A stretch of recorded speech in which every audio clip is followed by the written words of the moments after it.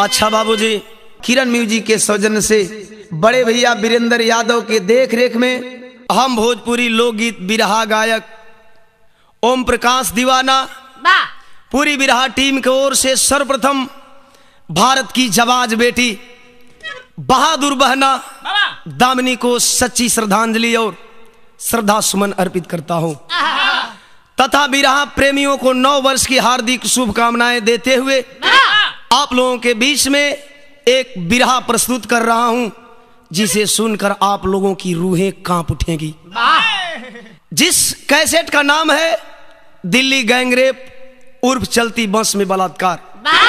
आप सब एवनी बिरहा के सुनब आ वीडियो द्वारा देखब तो हमें आशा ना बल्कि पूरा विश्वास बा ए बाबू आप लोग के जरूर पसंद आई। हमें उहे प्यार दुलार आप लोगन से मिली जवन प्यार दुलार रउआ सबे ए ओम प्रकाश दीवाना के हमेशा देहिला। आज इस घटना से हिंदुस्तान ही नहीं बल्कि पूरा विश्व शर्मसार है। इसलिए 4 लाइन भूमिका के भाव में कवि का कहना है कैसे।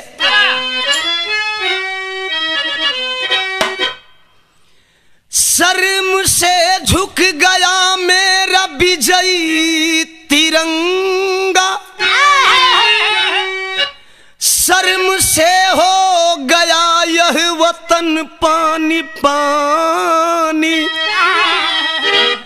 कलंकित हुआ आज भारत का दामन, सुन के हैवानियत की ये करुणी की कहानी, जन्नत में बिलखते अम्बेडकर व गांधी, थम गया है पवन चीख चित्कार से, आबरू रो रही है जहां रो दिया, चलती बस में घिनौना बलात्कार से।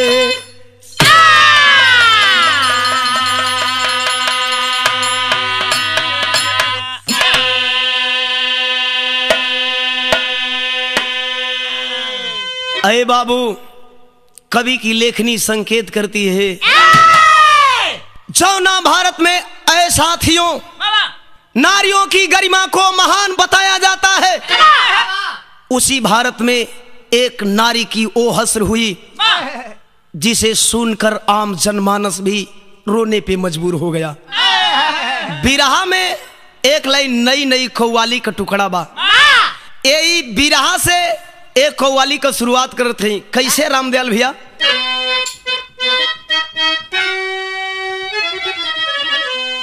ऐ ख्वाजा पिया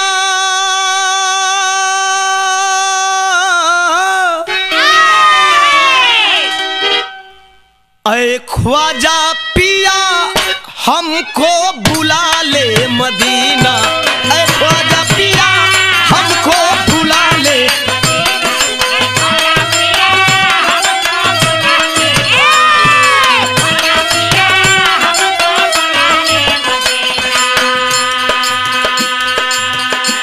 तेरे बिन दिल ये लागे कहीं ना, तेरे बिन दिल ये लागे कहीं ना, ऐ ख्वाजा पिया हमको बुला ले मदीना। बहुत अच्छा जैसा है।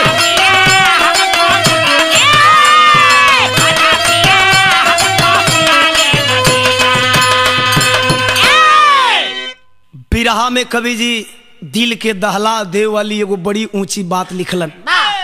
का लिखलन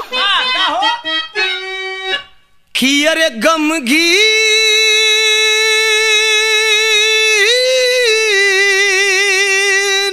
है अजी गमगीन वतन, धरती गगन रो रहा है, धरती गगन रो रहा है,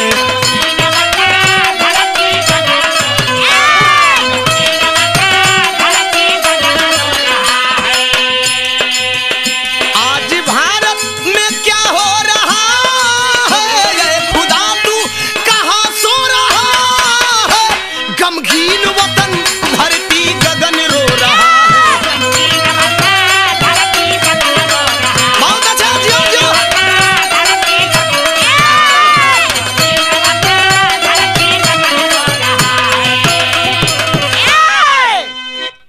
से कहानी के शुरुआत हो गई। कैसे रामदयाल भैया? यही भारत है जहां राम कृष्ण आए थे, आकर अबलाओं की मर्यादा को बचाए थे। देवी देवताओं ने जिस देश का गुणगान किए, संत महापुरुषों ने इस भारत का सम्मान किए। सावित्री अनुसुईया ने धरती को हिला दिया, एक नारी ने खाक लंका को बना दिया। चले गए अर्जुन, दुशासन अभी जिंदा है, पाप करने के लिए रावण अभी जिंदा है। दिसंबर 16 पूरे मुल्क को झकझोर दिया, दिसंबर 16 पूरे मुल्क को झकझोर दिया। घटना दर दिल्ली के दिल को तोड़ दिया।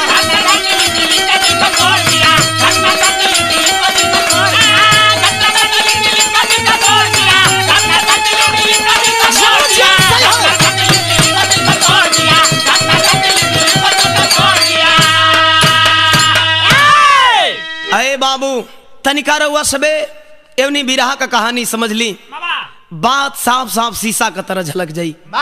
ग्राम मिढ़ौरा, ब्लॉक सोहाव, थाना नरही, जिला बलिया, उत्तर प्रदेश का रहे वाला एक सुखी संपन्न परिवार। बाबू माई के बीच में 3 औलाद बाड़न, 2 बेटा 1 बिटिया। बिटिया बड़बा जौनी का नाम नीलम रहल, लेकिन पत्रिका द्वारा साथियों बताया गया कि उस लड़की का नाम दामिनी था। बिटिया के पढ़ावे का ख्वाब लेके उत्तर प्रदेश का धरती से लोग हिंदुस्तान की राजधानी में पहुंचे, दिल्ली पहुंचे।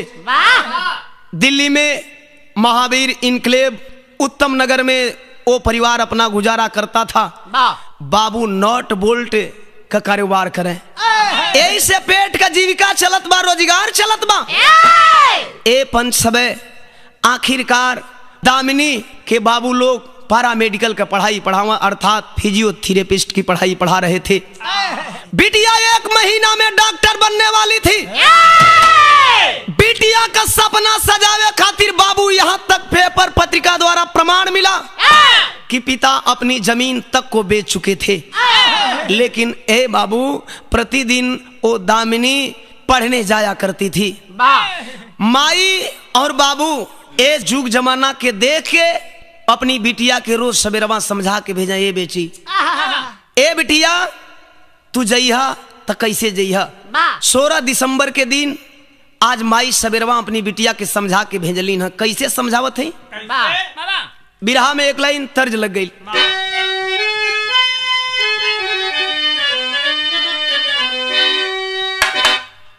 ए रामदयाल भैया, कोनो दुल्ही के दुल्हा बड़ा कम उम्र को छोट मिल गई। वो दुल्ही के सेज पर परेशानी होता, हम बताइला कि वो दुल्ही के अगर लड़का दुल्हा भेटा गई तो या तो सारे अगुआ का कमी रल हो, नहीं तो ओकर बाप आन्हर रल हुई कि सयान बेटी के छोट दुल्हा खोज दिलस। दुल्ही अपन सेज का दुख अपनी सहेली से एक दिन बतावत ही। का बतावे? सैया लइका नियर सूत जाले कोरा में, सैया लइका नियर सूत जाले कोरा में, दिया के अंजोरा में ना।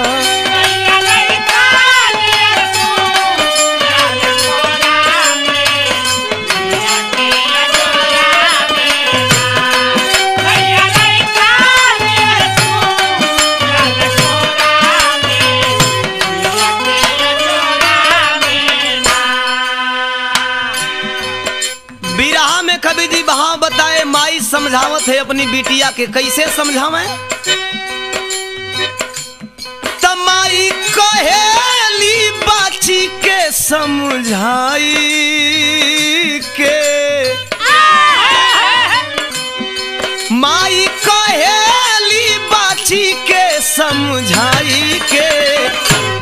जइह बच बचाई के ना।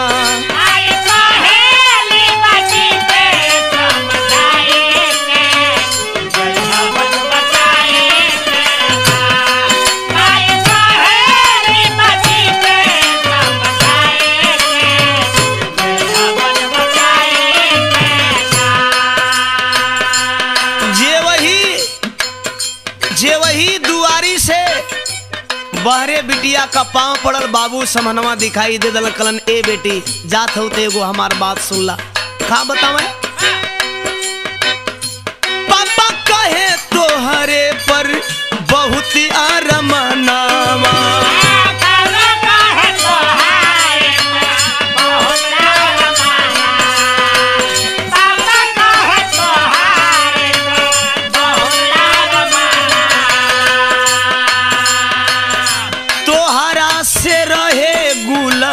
जार घर अंगनावा,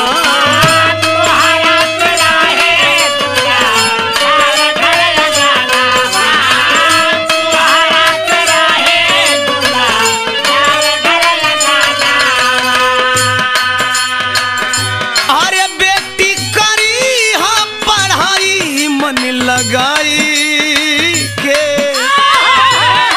बिटिया करी हा पढ़ाई मन लगाई के, जइह बच बचाई के ना।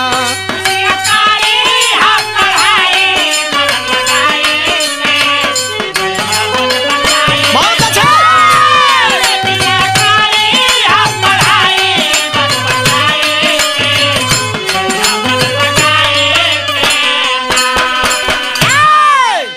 बाप मतारी समझा के बिटिया के भेज दिहलन। ए बाबू बिटिया गई है, दिन भर शहर में बीता है, शाम के वक्त बाद जब 8 से घड़ी पार होखे लगल, माई का चिंता बढ़े लगल। तो हम कहिला ए पंचों, अरे दुनिया वालों, अगर अनहोनी होके के रहेला तो मन में जरूर कुछ न कुछ शक और कुछ न कुछ दुविधा पैदा होके लगेला। आखिर माई का दिल में डर समाइल बा। एगो बात अपने पतिदेव से कहे, का कहे? तर्ज बदल गई। हाँ, कौनो दुल्ही का दुल्हा परदेसे बा, दुल्ही मोबाइल उठा के आज जब नंबर डायल कैले बिया, घंटी बजल बा, कहती है हेलो बोलो। दुल्हा कलश का हो, का बात बा? दुल्ही कलश रहुआ के समझ में ना आवत बा। फागुन आ गईल, बसंती बयार बहे लगल, सरसों फुला गईल। कहे तोर कहे का मतलब का है? कुल का इतिहास बतावत है, कहती कहानी कौन परेशानी हो? दुल्ही बतावत ही हो।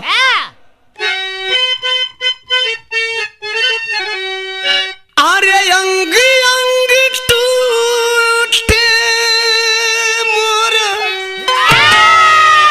अंग अंग टूटे मोरा, दर्द बदनवा में, काहे ना अइला सैया, काहे ना अइला राजा, अरे लौट के फगुनवा में।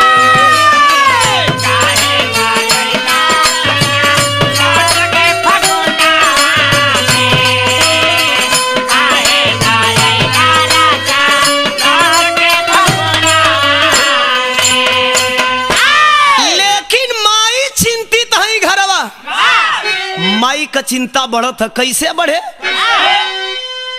तो माई क्या चिंता बढ़े, माई क्या चिंता बढ़े, शंका होला मनवा में, काहे ना अइली बेटी, काहे ना अइली बाची, अबले भवनवा में।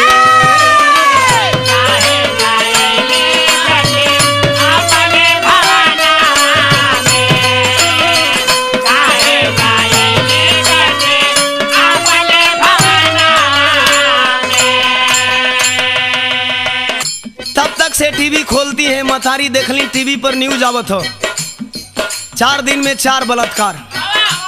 माई का डर और बढ़ गई। बाहरे भगवान, हमार बिटिया के आज बड़ा लेट होत बा। हे मालिक, हमारी बिटिया संगे कोनो अनहोनी न होखे, अपने पतिदेव से समझावे, पति देव कहा बौरा मत मना, बौरा मत, ज्यादा मत घबरा, बिटिया बड़ा सयानी ही हो, समझदारी हो, वापस घरे आ जाई। माई कहे ना जी सुनी नहीं, एगो बात का डर बा। कौनी बात का? रोजी रोजी जती आलू तेल बलात्कारी हो,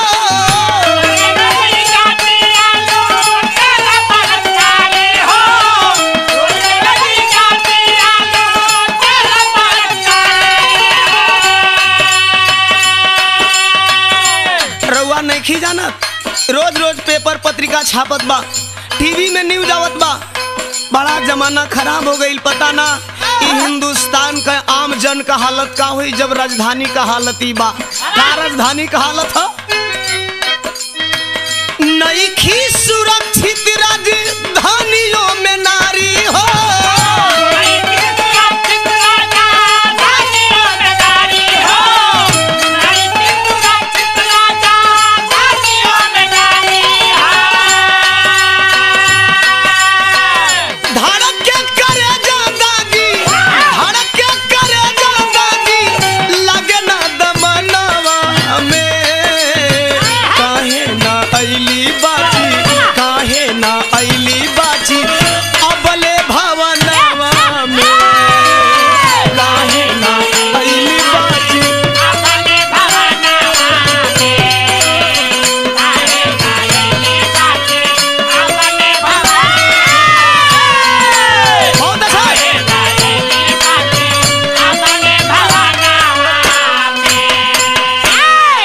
बाबू ए हमर देखे घरे माई बाप का चिंता बढ़ल जात बा। एहवर दामिनी अपने दोस्त के साथ मूवी देखने के बाद मुनरिका बस स्टैंड पे बस की इंतजार कर रही है। घड़ी जब 9 के पार होती है, सोच रही है मैं घर कब जाऊंगी। सोचे खड़ी खड़ी का सोचे, बिरहा में एक लाइन तर्ज बदल गई। मास्टर साहब तनिका बढ़ के दे दा और बढ़िला आवा।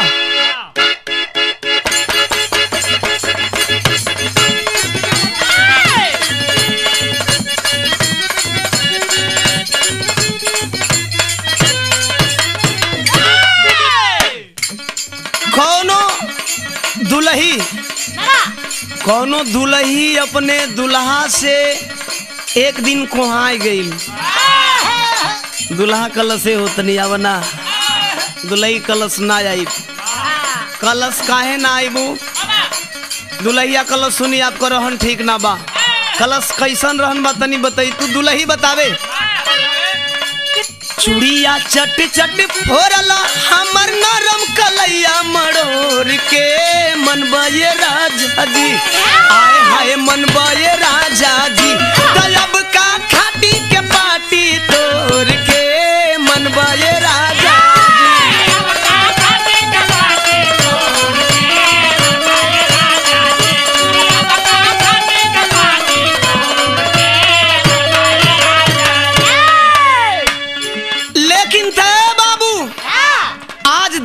खड़ी बा तो कैसे खड़ी बा? खड़ी सड़क पर दामिनी दम के गाड़ी के इंतजार में आइले बाबूजी, आए हाय आइले बाबूजी, तबले बसिया एक रफ्तार में आइले बाबूजी।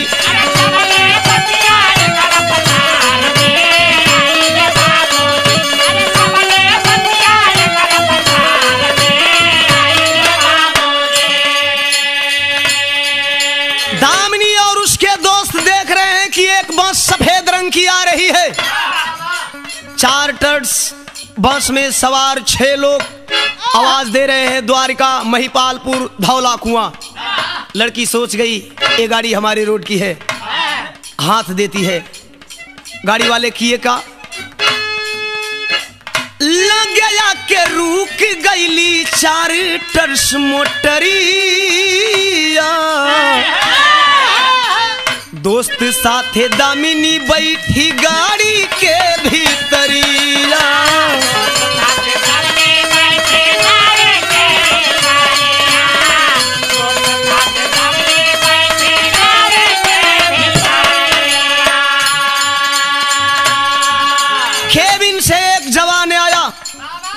दोनों लड़के लड़की बीच सीट पे जाकर बैठ गए। जब वो आता है पैसा वसूला, भाड़ा वसूलता है। कैसे भाड़ा वसूलस?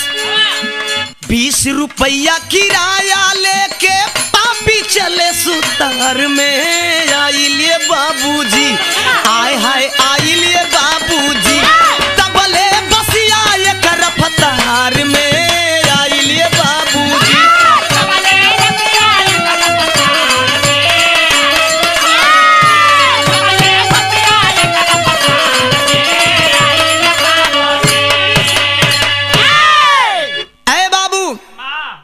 बताया जाता है उस चार्टर्स बस में बस का ड्राइवर राम सिंह का भाई मुकेश, दोस्त विनय शर्मा, पवन गुप्ता, अक्षय ठाकुर और एक अन्य था। अक्षय ठाकुर का पता लोग बताए कि बिहार के औरंगाबाद जिले के नबीनगर प्रखंड का लहंगा कर्मा गांव का निवासी था। ये 6 लोग की नीयत जब बिगड़ गई, 6 लोग आपस में बात करें। का करे? बिरहा में एक लाइन बड़ी रंगीन तर्ज लगल है उपेंद्र भैया।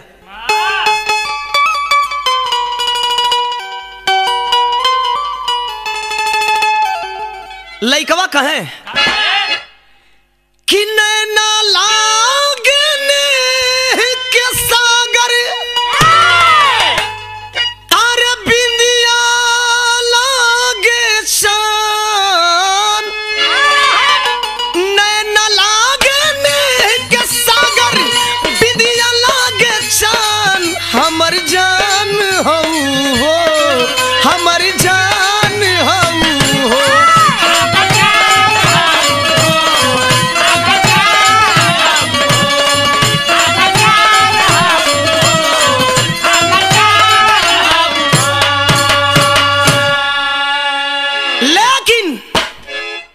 और 6 कुकर्मी 6 दोस्त आपस में विचार करे लड़की कितनी सुघर बा। का विचार करे?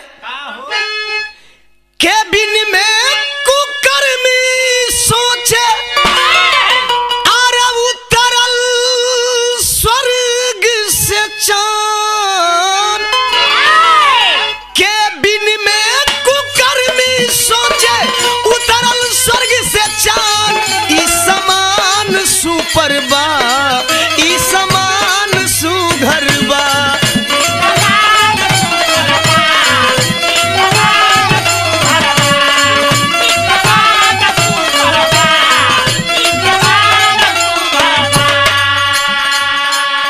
आपस में बात विचार विमर्श करते हुए तीनों दोस्त केबिन से बाहर आए और बाहर आकर के लड़की के पास जाते हैं, लड़की के करीब आते हैं। लड़की सहम जाती है। दोस्त देख रहा है अवाक होकर का करेंगे। तौले एगो लड़का छेड़खानी करे शुरू कर दिलस। छेड़खानी कह के कहत का कहे, अरे कमर कमानी तोहर चेहरा नूरानी। कमर कमानी तोहर चेहरा नूरानी। कमर कमानी तोहर चेहरा नूरानी। सागर के पानी जैसन लहरे जवानी। सागर के पानी जैसन लहरे जवानी। सागर के पानी जैसन लहरे जवानी। अरे रात गुजारला हमारा साथे हाजिर बाटे जान। रात गुजारला हमारा साथे हाजिर बाटे जान। ई समान सुपर बा, ई समान सुघर बा।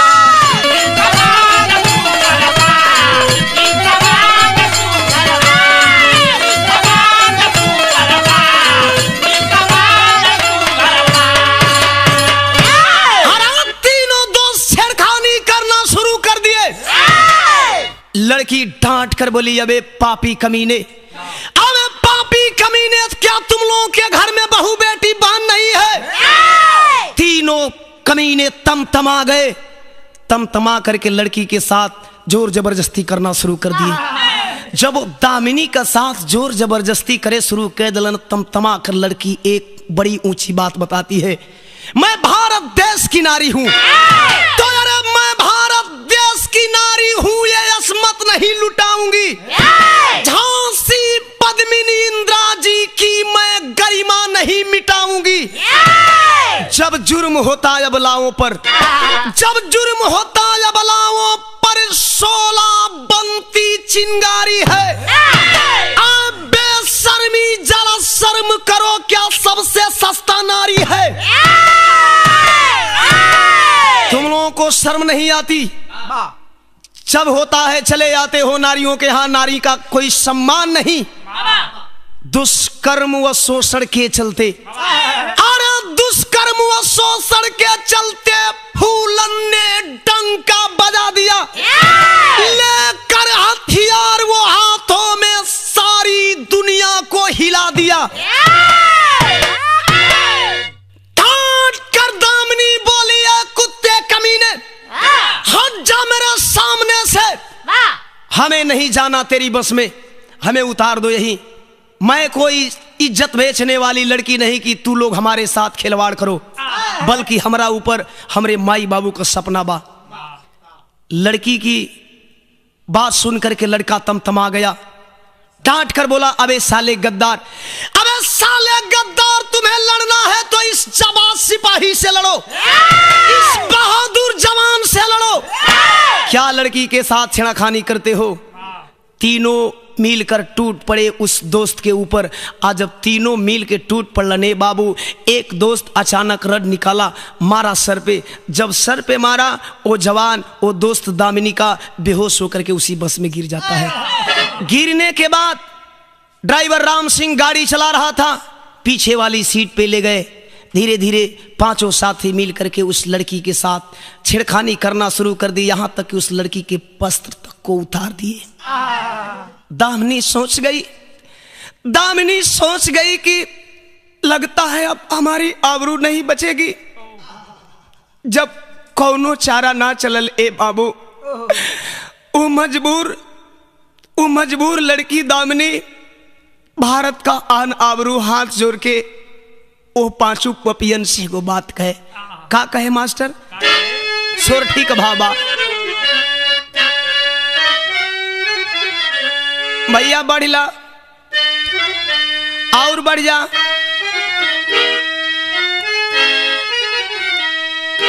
कि रोई रोई दामिनी करे पापी से रुदाना रे पापी।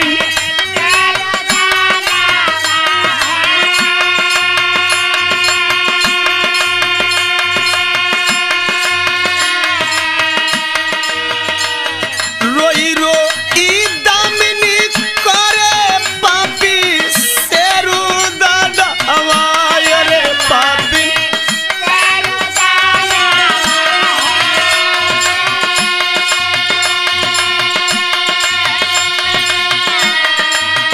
सुनतानी बहिनी के पुकार नुएरा किया राम रे।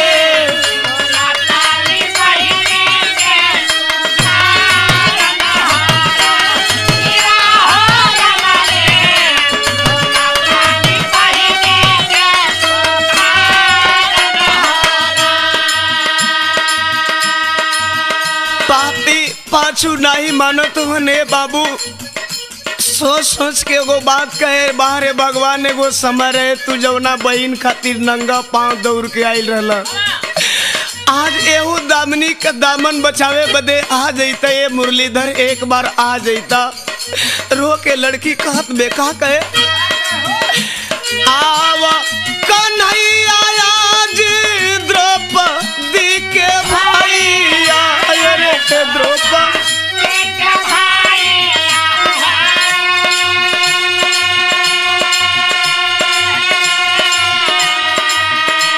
कि अरे आहो रामा रे, सुनी ले बला बला के पुकार।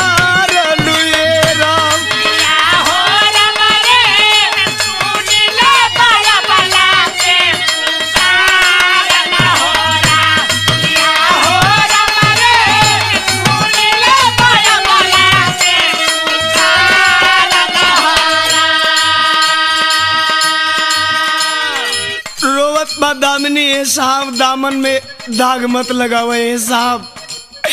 ए साहब, दुनिया के हर लोगन के पास तो रुपया होला, पैसा होला, धन होला, सोना चांदी दौलत होला ए साहब, लेकिन भारत का नारी के पास इज्जत का अलावा कौनो धन न होला ये बाबू।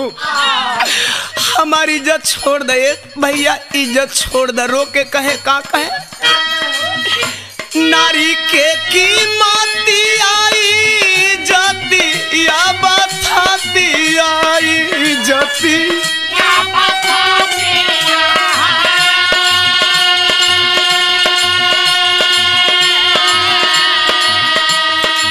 अरे किया हो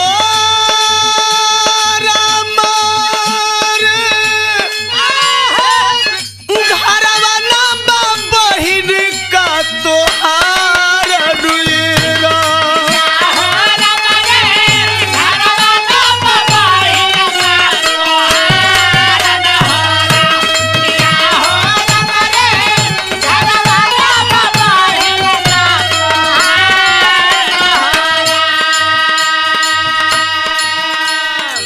तब तक से ए बाबू पांचों गद्दार पापी दामिनी पे शिकारी की तरह टूट पड़े।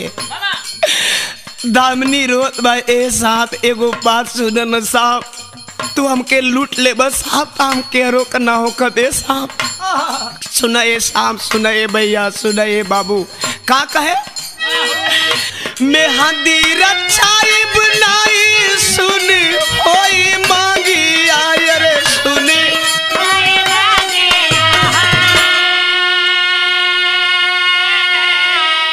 ए साहब तू लोग हमारी इज्जत आबरू लूट ले बने साहब। तही दुनिया में खबो न हमरे हाथ में मेहंदी सजी न हमार मांग सजी है साहब। रोवत बा अपनी आबरू का भीख मांगत बा। ए भैया एगो काम करे न साहब, हमार मजबूरी सुन साहब। मेहंदी रचाई बनाई सुन होई मांगी आए रे,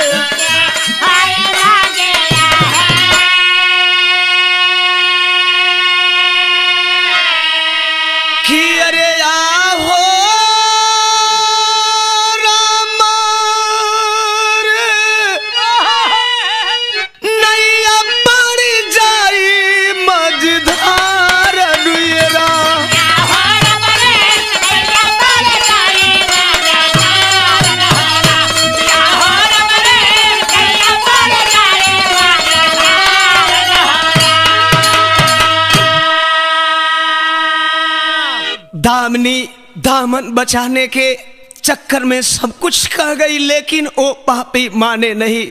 जब ना मल्लन त कवि जी विदेशिया में बहाव लिखलन, पापी कैलन का भैया,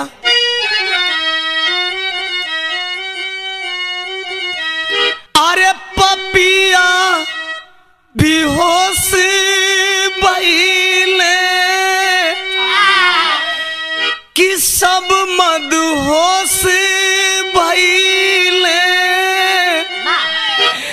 दामिनी पे टूटाले सिकरिया ये बाबू,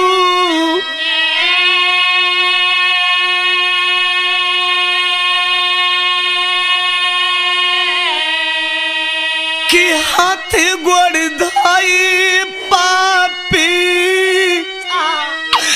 मुहावा दबाई दिहाले, लूटे ले जाती अत्याचारी आए बाबू जी।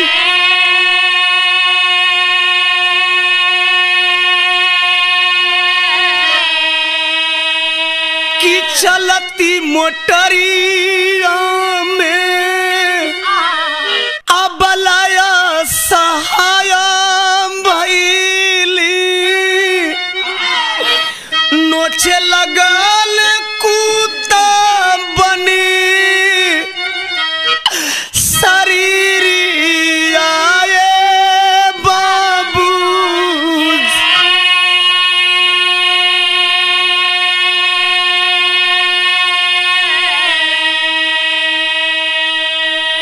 आखिर पापी मल्लन ना कैलन काहे पंचलोक कि बारी बारी पापी सब मुहावा के काला कैले झर झर बारिश से नजरिया बाबू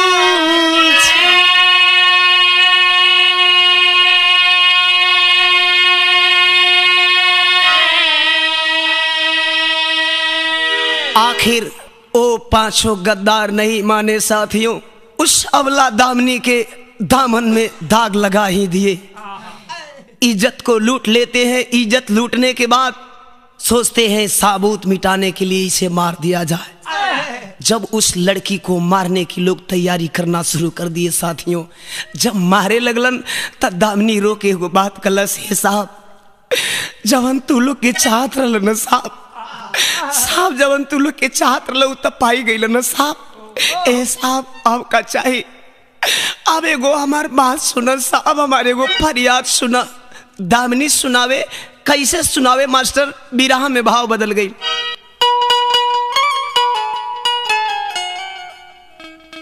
यह कहत बे अपनी जिंदगी का भीख मांगे वो पांचों गद्दारन से। कैसे मांगे कि लुटाला इज्जतिया छोड़ी दा, अरे जनवा हमार हो,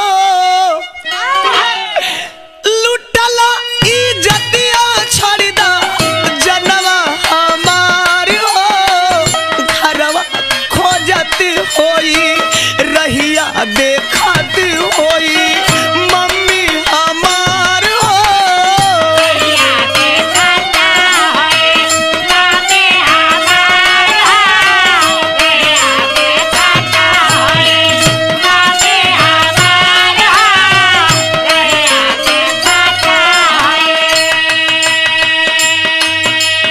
ए भैया लोगन, जवन तू लोग के चाहत रह तवन त ले ले न ले साहब, हम माई बाबू का सपना ही हमें जिए का इच्छा है साहब, हमके जिए दा, हमार जान मत मारे साहब। हम तू लोग का विषय में केहू से कुछ ना कह, लेकिन हमार जान बकस दे साहब। लेकिन वो पांचों गद्दार साबूत मिटाने के चलते साथियों, उस अबला दामनी का एक भी चीख पुकार नहीं सुने। कैलन हा का कैलन, माने ना बात पापी दबल नटैया हो, पेटवा में घोप दिहले रडवा मुदैया हो, बसिया से फेंक दिहले दोनों के बदकार हो, बसिया से फेंक दिहले दोनों के बदकार हो, रहिया देखत होई, रहिया देखत होई, पापा हमार हो, देखत होई है, पापा हमार हो, रहिया देखत होई, पापा हमार हो, रहिया देखत होई। अरे बाबू, आखिरकार वो पांचों गद्दार नहीं माने।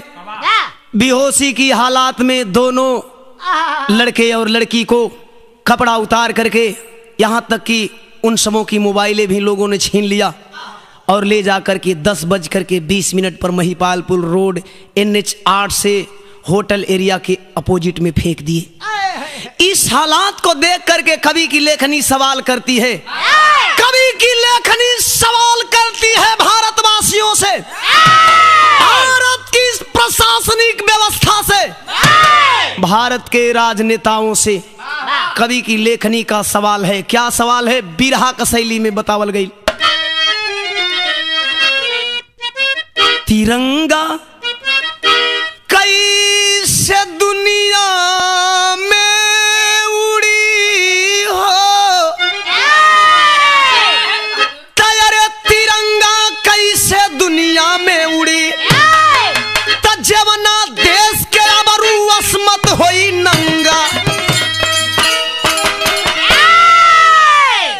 ये ओम प्रकाश से दिल का वेदना है, ओम प्रकाश का दिल का दुख है। इस समाज में व्याप्त बुराई बदे ऐसे बहिनियन के इज्जत लुटाई, ऐसे बहिनियन के इज्जत लुटाई तो कैसे कलैया पे राखी बंधाई। अरे बिटिया सरेआम नंगा हो जाई है, कोई कैसे बेटवा का सेहरा बंधाई। न बाहर सुरक्षा न भीतर सुरक्षा, बाहर भीतर का मतलब हो बेटी को न तो गर्भ में सुरक्षा बा और न ही समाज में सुरक्षा बा, नहीं है तो घर में सुरक्षा बा, नहीं है तो घर के बाहर सुरक्षा बा। यही से ओम प्रकाश का दिल का वेदना है कि न भीतर सुरक्षा न बाहर सुरक्षा, कहीं ना सुरक्षा नारी के बभाई। अरे 9 माह पीड़ा सहल रोवे गोदिया, बेटी के कैसे जन्म दी है माई। ओ माई भी कांप जात बा जवन 9 माह गोद में अपनी बिटिया के लेके ढोवेली। आए हिंदुस्तान का दरिंदा या तो ओकरा के दहेज खातिर जला देलन, नहीं तो दहेज खातिर फांसी पर झुला देलन, और नहीं तो ए बाबू बगर कोई कतुलहीन बनले एक अबला का ये हिंदुस्तान में सरेआम इज्जत लूटे हल जाला। माँ कांप जाती है आखिर बिटिया क्यों जन्माऊं। बिरहा में पहपट लिखल गई, ऐसे असमत के लुटी है शैतानियान राजधानी में। ऐसे असमत के लुटी है शैतानियान राजधानी में, आ कैसे रही है नारी के सम्मानियान राजधानी में।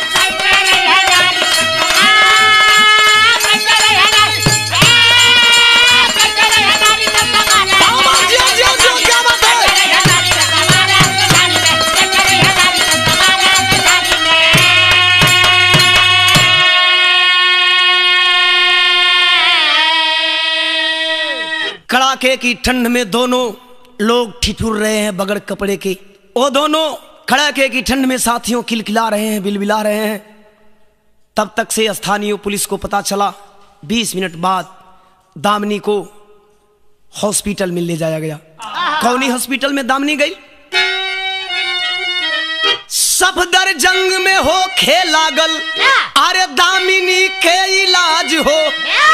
आए दुष्कर्म घटना से घर घर उठे लगली आवाज हो। त जन व्यापी आंदोलन गईले ठानियान राजधानी में। आया बला के या बरू भैली कुर्बानियान राजधानी में। अरे बाबू आज जब एवनी बात का चर्चा पूरे हिंदुस्तान में हुई तो लोग सड़क पे उतर आए। पूरे हिंदुस्तान में जन आंदोलन छिड़ गया। अभी भारत के इतिहास में साथियों आज तक राजपथ पे कभी ऐसा आंदोलन नहीं हुआ था। यहां तक कि उस आंदोलन में एक पुलिस का जवान भी शहीद हो गया सुरक्षा करने के लिए, इस जन आंदोलन को रोकने के एवज में। भायल का दुनिया का लोग, हिंदुस्तान के आम जन की यही इच्छा है कि आखिर उस दामिनी की जान बचाई जाए और उन 6 पापियों को कड़ी से कड़ी सजा दी जाए, ताकि इस हिंदुस्तान में ऐसा कदम उठाने से लोग कांप जाएं। पकड़ल गईलन के अरे राम सिंह, मुकेश, पवन, विनय शर्मा पकड़ल गईले हो। अक्षय ठाकुर लहंगा कर्मा से तिहारी जेल में अइले हो। त फांसी खातिर सगरो होला ये लानियान राजधानी में।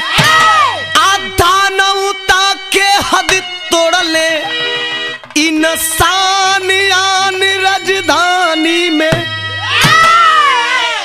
अहे बाबू इस जन आंदोलन को शांत करने के लिए, रोकने के लिए भारत सरकार ने त्वरित कदम उठाई। एसडीएम उषा चतुर्वेदी के देखरेख में धारा 365 अपहरण, धारा 336 दूध सामूहिक बलात्कार, धारा 377 असमान अपराध और धारा 394 डकैती के समय चोट तमाम धाराओं को लागू करते हुए उन 6 पापियों को हिरासत में लिया गया। आखिर ई भारत आज भारत के आजाद भारत कहे में भी शर्म आवत बा। आजादी के 65 साल बाद भारत की सरकार भारत के बहु बेटियों को क्या दी? जिस भारत को आधी रात में आजादी मिली थी, उसी भारत में रात के अंधेरे में लोग हमारे हिंदुस्तान की अबलाओं की आबरू लूटा करते हैं। क्या यही वो गांधी नेहरू के सपनों का भारत है? क्या यही अंबेडकर के सपनों का भारत है? क्या यही अंबेडकर के संविधानों की सुरक्षा है? अरे बाबू, आज ये हिंदुस्तान कहे में, ये हिंदुस्तान के सोने का चिड़िया कहे में, ये हिंदुस्तान के विश्व गुरु कहे में बड़ी शर्म आवत बा। बिरहा में आल्हा लिखल गई।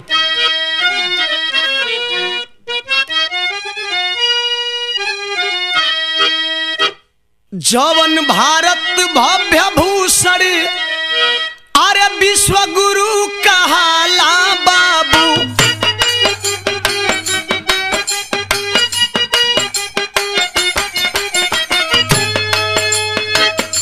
जवने भारत में बहे गंगा जी के धार,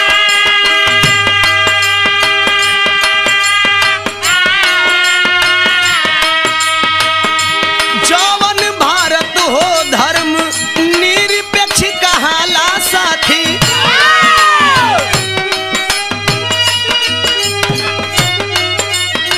अरे एकता अखंडता के बनल सूत्रधार,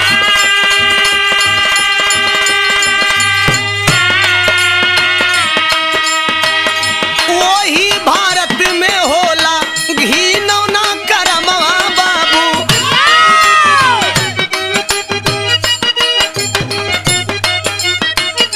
बिटिया बहिन के इज्जत लूटे बदका,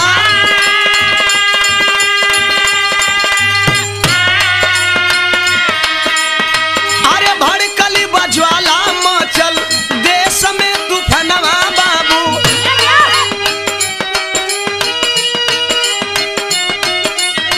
डोले लागल जहां शिला दीक्षित सरका,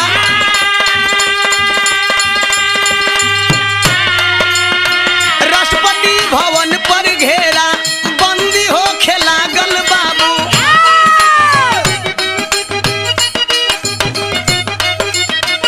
नॉर्थ ब्लॉक पर मचल हाहाकार,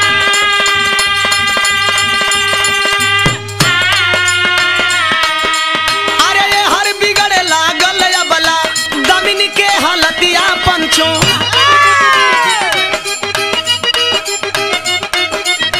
एयर एम्बुलेंस से गईली सिंगापुर मझा,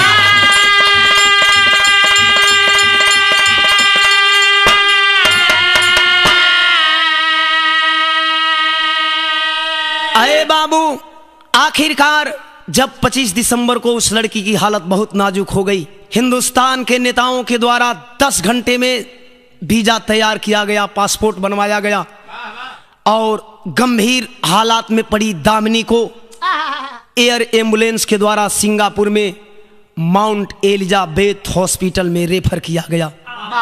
माउंट एलिजाबेथ हॉस्पिटल के मुख्य डॉक्टर केल्विन लो के मुताबिक साथियों, जब जब उसे होश आता था बस यही कहती थी, हमें जीना है, हमें जीना है। सलाम करता हूं मैं उसकी जाबाज बहादुरी को। लेकिन वो मनहूस घड़ी भी आई गई ए बाबू। 28 दिसंबर 2-2:30 बजे वाली रात, जब लड़की अपने दम को तोड़ करके इस दुनिया से नाता तोड़कर चली गई, डॉक्टर लो गमगीन मुद्रा में आए, आंखों में आंसू है। माता पिता साथ में गए लोगों से बड़ी दुखद भाव में बोलते हैं, आई एम सॉरी, इस लड़की को नहीं बचा सका। हमें भी अफसोस है। पूरा हिंदुस्तान रो पड़ा साथियों, बूढ़े बच्चे जवान सारे नेता रोने लगे, यहां तक कि फिल्म की सारी हस्तियां रोने लगी। हम किसे गिनाएं, कितने लोगों को गिनाएं जब हमने इस खबर को पाया साथियों तो मेरा कलेजा कांप गया, मैं भी रोने लगा। माई बाबू अपनी बिटिया का मौत पर जौनी बिटिया से माई बाबू के पूरा अरमान बा। माई बाबू रोवे, कैसे रोवे भैया, बिरहा में खड़ी बा। खिल के माई के गोदिया में अरे सूरज चांद डूब गइल, तब बाबू शोक के सागर में हिंदुस्तान डूब गइल।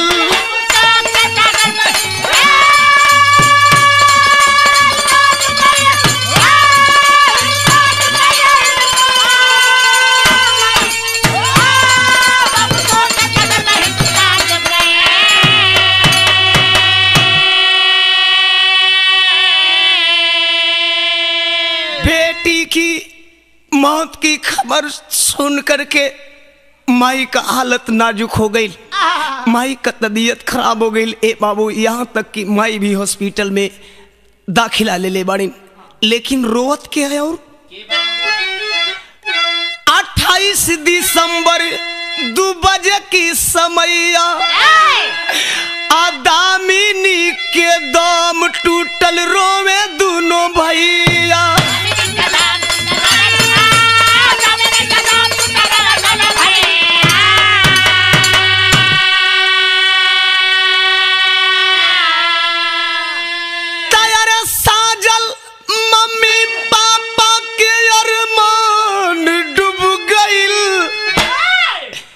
माई बाबू का कुल साजल सजावल सपना ए बाबू खाक में मिल गई। वही दामिनी के लाश का साथे दफन हो गई।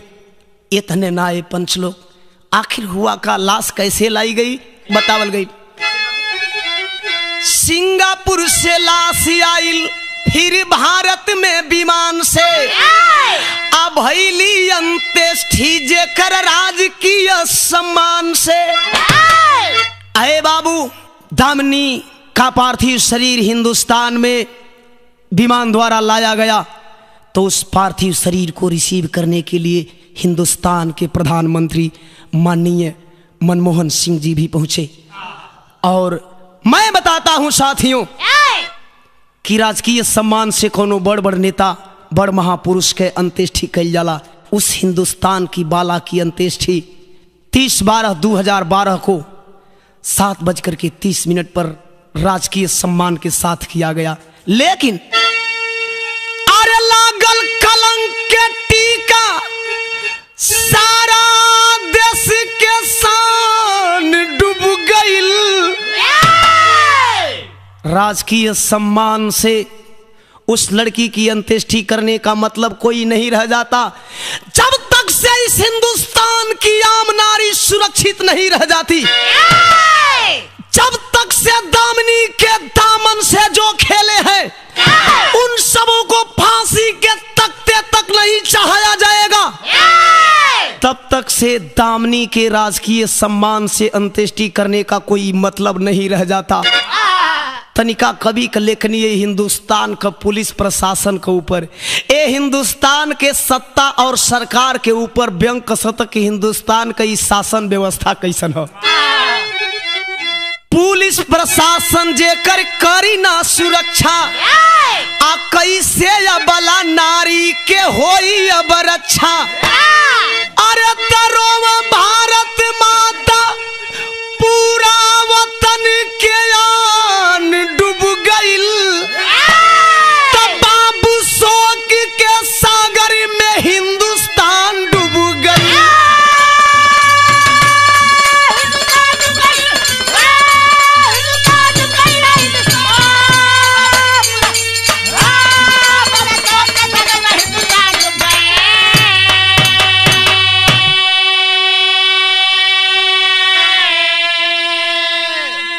अरे बाबू, देश के तमाम बड़े नेता उस लड़की को सच्ची श्रद्धांजलि अर्पित किए, श्रद्धा सुमन अर्पित किए, लेकिन मैं नहीं मानता साथियों चाहे वो लालू प्रसाद श्रद्धांजलि अर्पित करें, चाहे प्रधानमंत्री अर्पित करें, चाहे मुलायम सिंह हो, चाहे सोनिया गांधी हो, चाहे मायावती जी हो, मैं इसे नहीं मानता। सच्ची श्रद्धांजलि किसी नेताओं के द्वारा तब होगी जब साथियों उन 6 पापियों को फांसी के तख्ते तक पहुंचाया जाएगा। दामिनी तो सदा के लिए सो गई, लेकिन हिंदुस्तान वासियों को जगा करके गई। हिंदुस्तान के लोगों, आंख खोल कर देख लो, तेरे आजाद भारत में नारी कितनी आजाद है। बिरहा के आखिरी भाव में कहना है, क्या कहना है? पत्तु छेबर काशी बुल्लू शर्मसार है देश, रंजित कवि सुरेंद्र यादव भइल बहुत कलेश। तिरंगा कैसे दुनिया में उड़ी, अरे तिरंगा कैसे दुनिया में उड़ी, जो खन ओम प्रकाश के